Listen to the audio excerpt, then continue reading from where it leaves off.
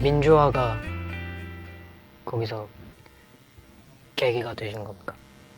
아니 그 마지막 그거 아니야. 나 6.29 때 87년 6.29 때 내가 저기 수배 생활이었는데 여기서 이제 한 걸음 더 나가면 진짜 피 받아요. 근데 예전에는 그 결단을 얘기하셨던 거 아닙니까?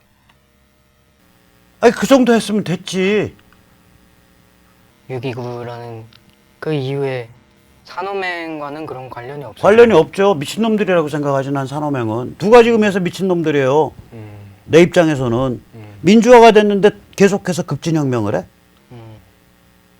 두 번째, 아야 급진혁명 할 바야 저기 평양도 공산화의 대상으로 삼고 해야지 왜 평양에 무릎 꿇고 하냐고. 그럼 아예 주체 사상을 하든지 차라리. 그게 더 정직하지.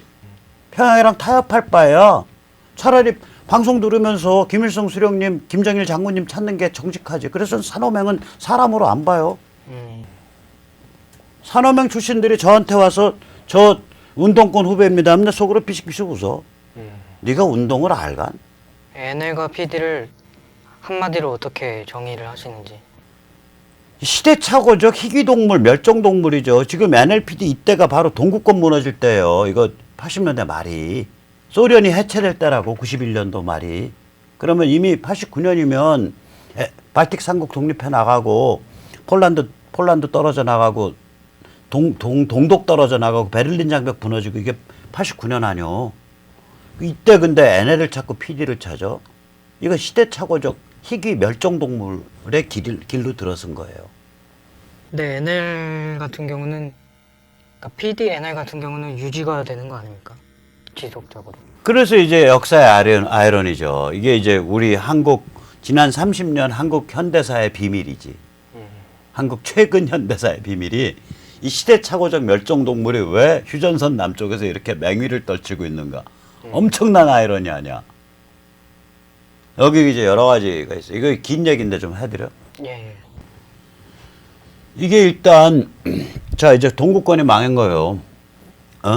망하니까 소련이 망하고 이제 그러면 이제 막스레닌주의 끝난 거 아니야. 예. 그 다음에 사실은 뭐 그 당시 이제 중국이 개혁개방 나오고 베트남이 개혁개방 나온 상태라고 이미 10년 된 상태 거의. 그러면 민족해방도 끝난 거 아니야. 예.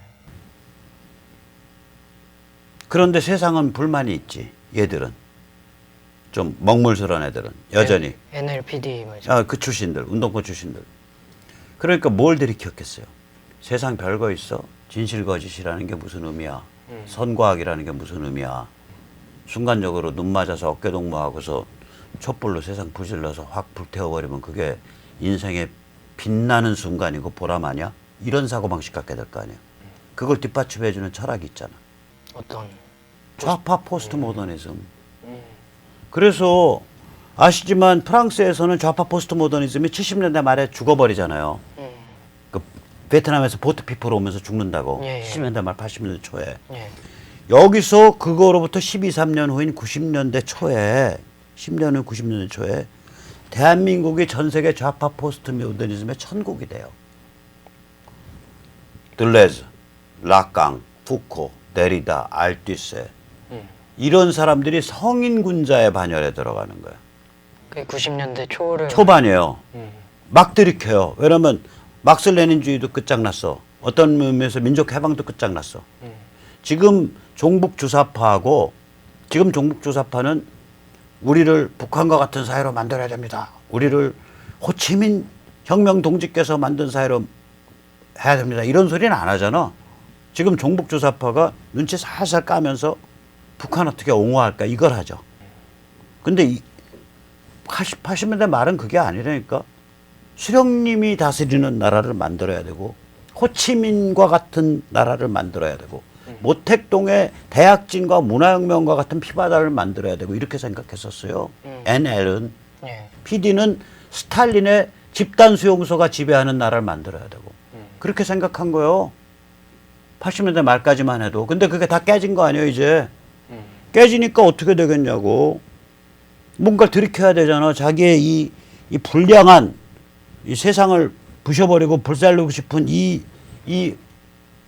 앙심, 흑상대망 리센트먼트, 예. 그걸 합리화시킬 수 있는 그 앙심, 불어로 허상대망을 합리화시킬 수 있는 이론을 들이켜야 될 거 아니에요. 원한. 네. 그렇죠. 그 이론이 둘레즈, 라강, 푸코, 데리다, 알티스의 이런 좌파 포스트 모더니즘이죠. 거기는 체제를 얘기하는 게 아니잖아요. 삶에 대한 애티튜드를 얘기하는 거 아니야.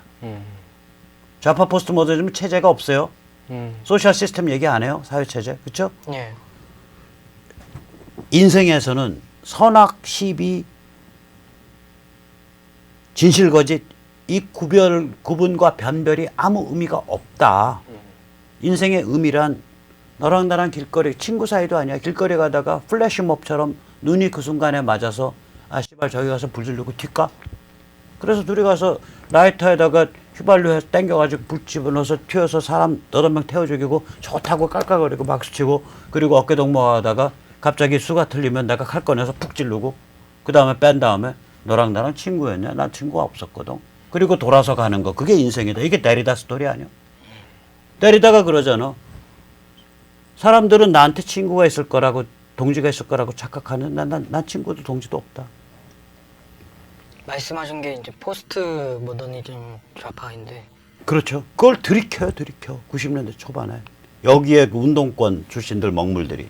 근데 현실 NL이 남아 있는 거 아닙니까? 그 포스트 모더니즘과 NL은 다른 세력이라고 보면 되는 건지. 그러니까 여기 이제 재밌는 거죠. 다시 얘기할게요. 그다음에 또 전술은 뭘 택하냐면 애들이 그람시 전술을 택해요.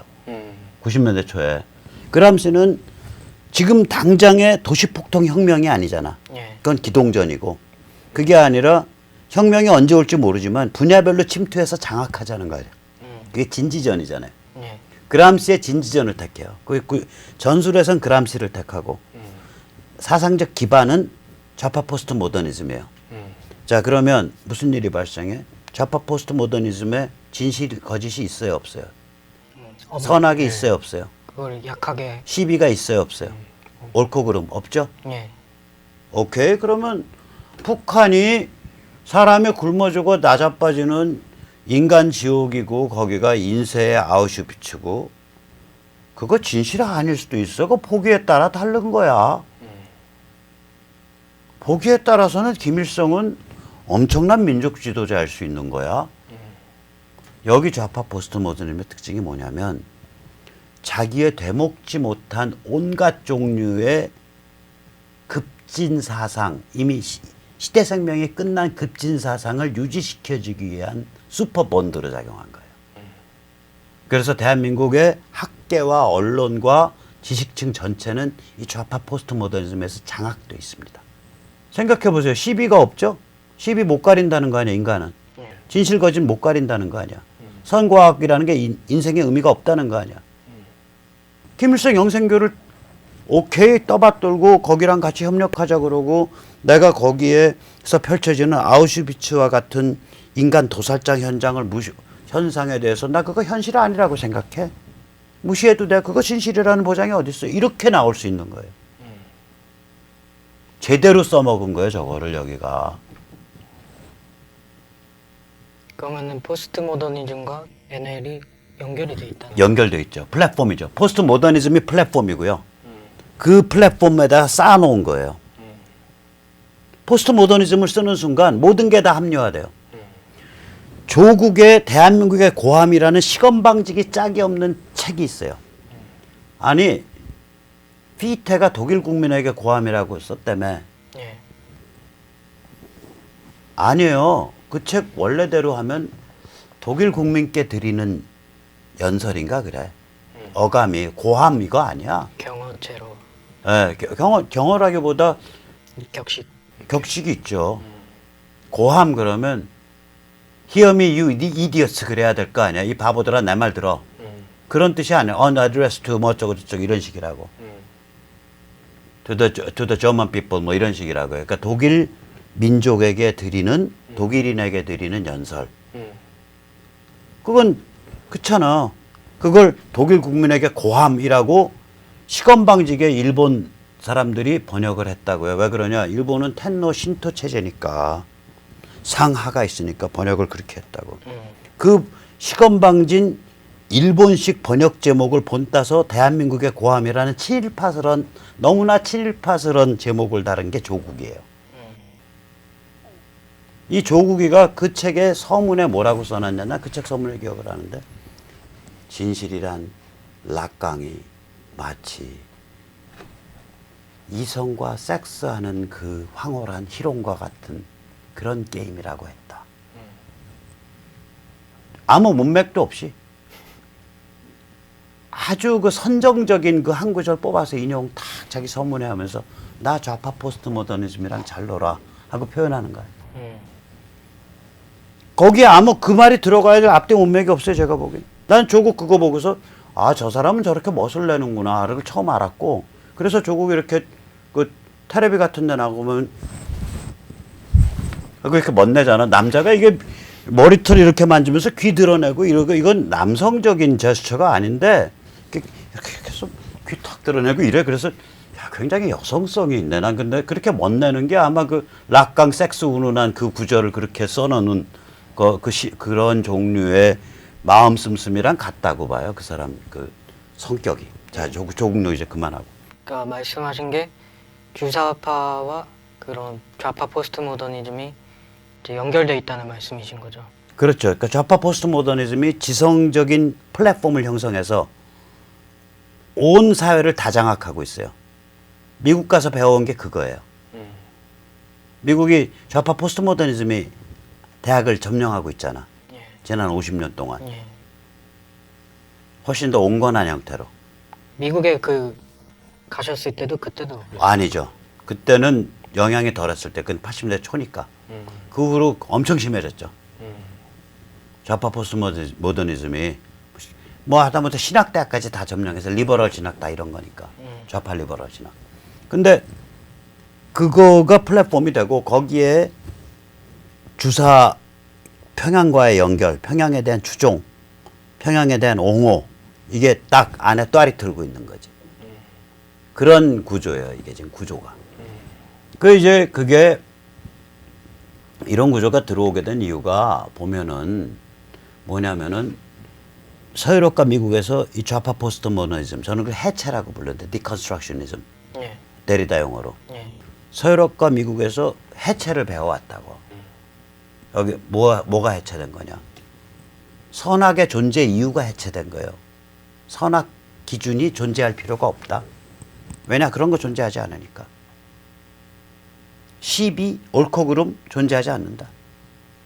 그게 해체된 거예요. 시비의 존재가 해체된 거예요.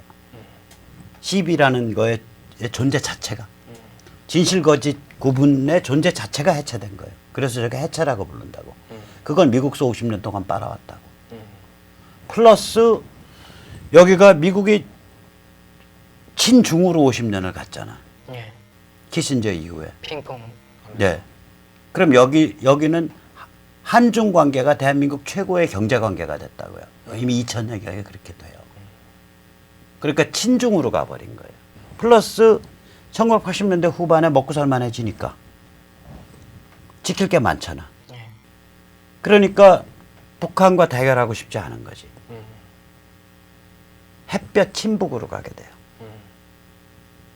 플러스 6.25 때의 그 본능적인 반공에 대한 기억은, 집단 기억은 시간이 지나서 희석돼 버렸다고.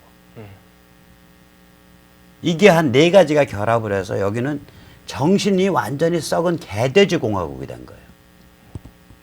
그게 지난 30년 동안 벌어진 일이에요.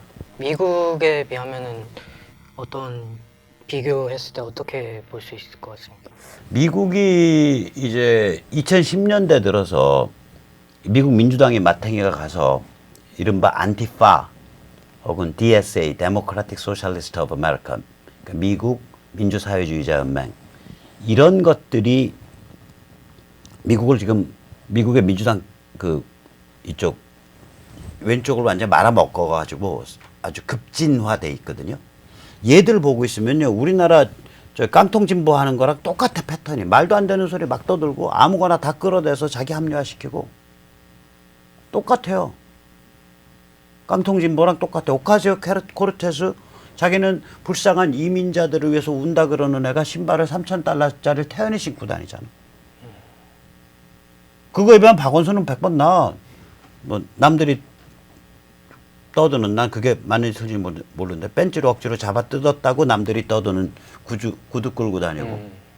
그래도 그건 그게 사실이라면 귀여운 위선이라도 부르는 거 아니야. 오카지오코르테스는 온 몸을 그냥 그 명품으로 도배를 하면서 태연히 억눌리고 착취당하는 우리 소수인들 이러고 다니니까 이게 사상이 좀 이상한 거죠. 이게 그러니까 이 인격이 이상한 거지. 이런 행태가 지금 조국 까발지어 나오는 거랑 비슷하잖아. 말하는 거랑 너무 다르잖아. 이런 식으로 정신이 완전히 개망가진 게 미국은 2010년인데 우리는 그게 한 10년 일찍 왔어요. 오히려 여기가 선진이야? 여기가 아까 미국은 그냥 해체만 갖고 망가졌는데 친중이랑, 여기는 해체, 친중의, 친북의 6.25 경험 망각, 이게 차례로 작동을 한 거예요. 그 말씀하신 것처럼 이제 여러 가지 요인으로 해체 흐름이 30년 동안 됐다고 보시고 있는데 예를 들자면 어떤 거를 생각하시는지. 그 정신이 망가지면은 아주 이상한 사건들이 벌어지죠. 예를 들어서 이제 효순미선 장갑차 사고 사망 사건.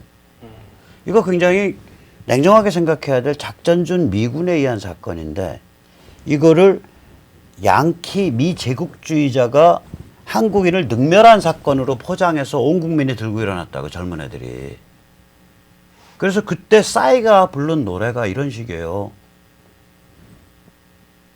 미군의 애비애미 죽여, 며느리 아들 딸 손자 손녀 죽여, 천천히 고문해서 죽여. 강남스타일의 싸이가 그때 그 노래 불렀어요, 시청 앞에서.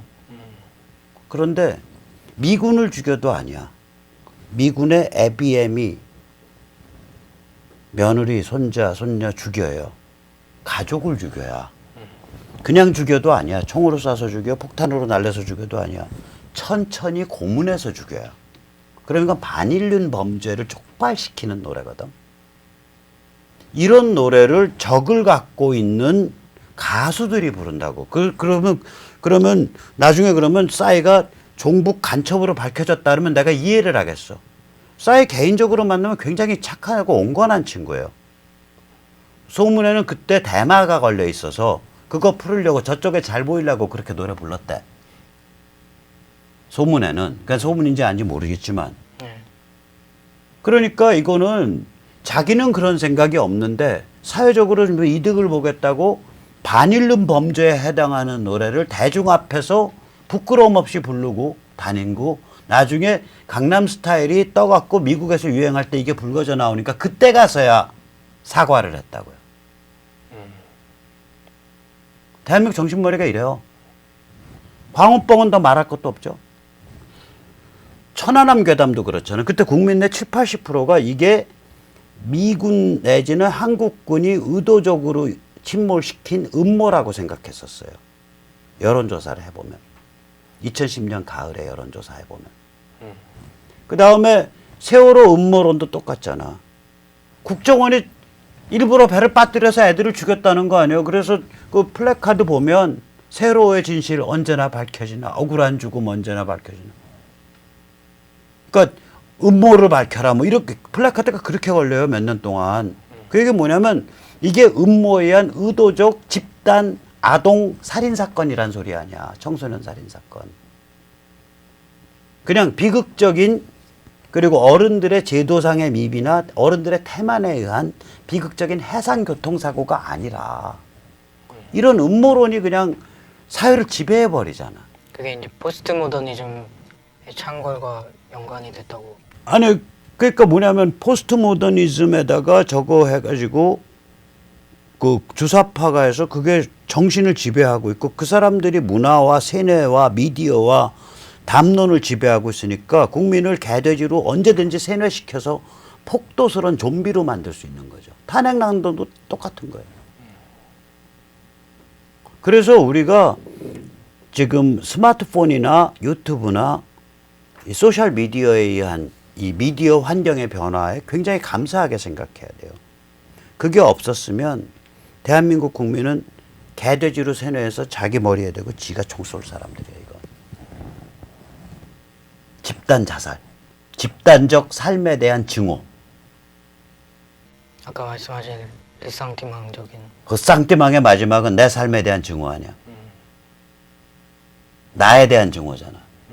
세상 다 원망하고 마지막에 가서 뭐가 남아요? 나 자신, 나의 삶이 나의 원한의 대상이 되지. 그럼 그거를 벗어나는 거를 어떻게 생각하시는 건지.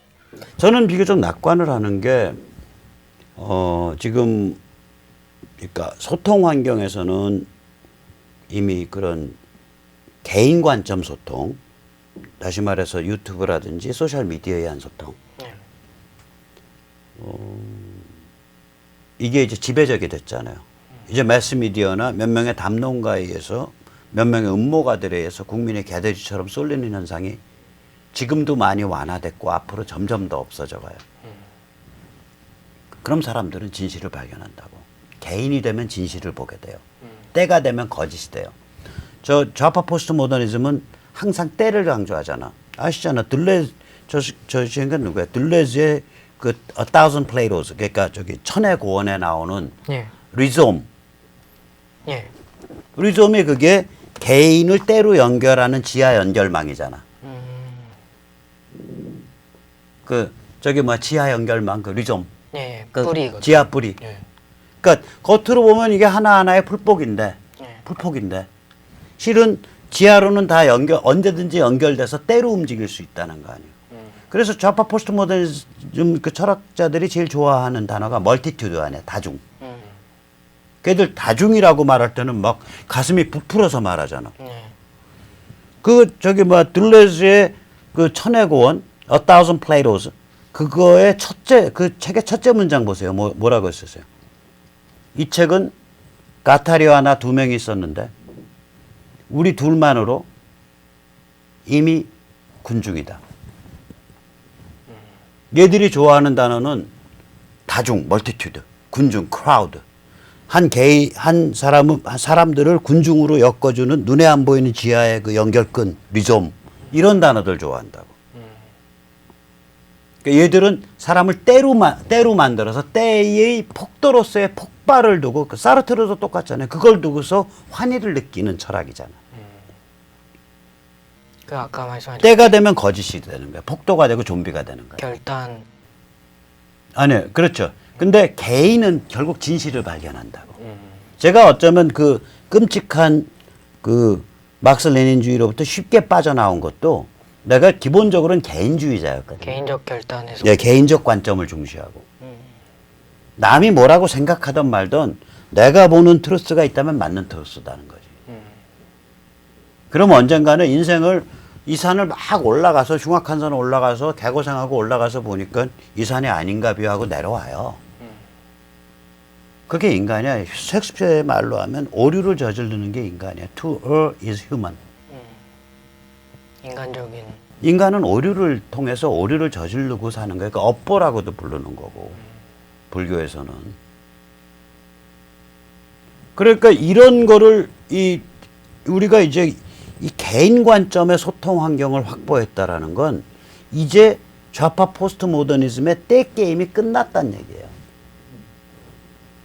그게 개인은 진실 친화적이 돼요. 키에르케고르 말이에요. 때는 거짓에 함몰돼요. 키에르케고르 말이에요. 그 다음에 두 번째, 노동이 고급화됐다고요. 지금 가지고 계신 스마트폰의 컴퓨팅 파워는 40년 전에 슈퍼컴보다 컴퓨팅 파워가 크고요.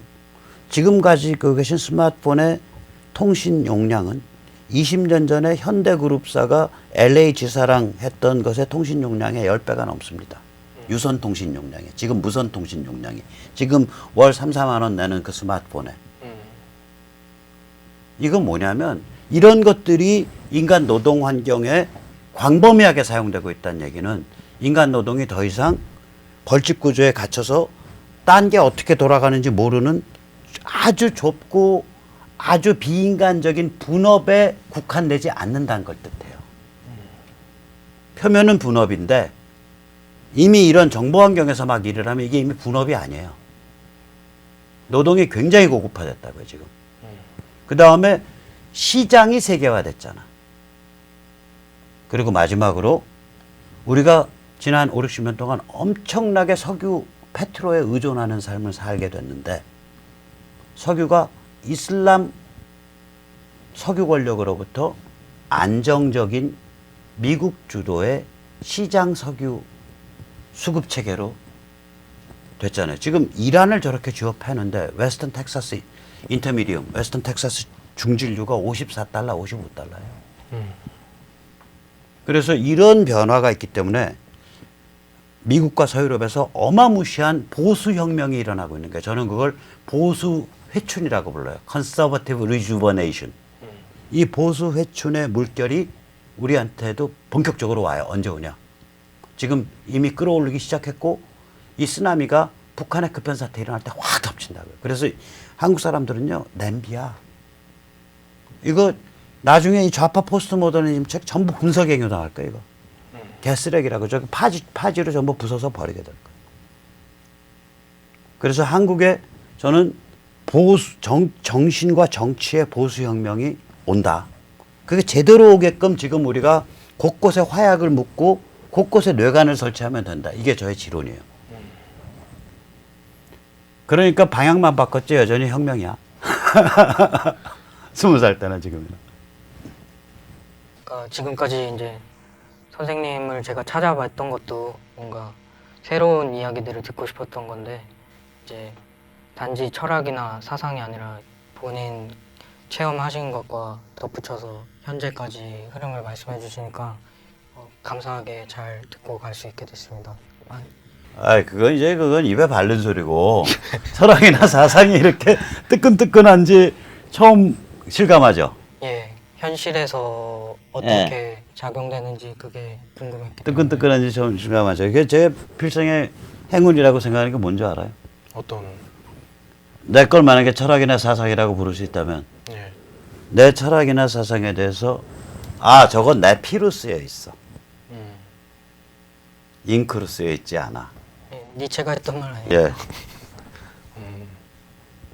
내 생각은 직접 My thought is written with my blood.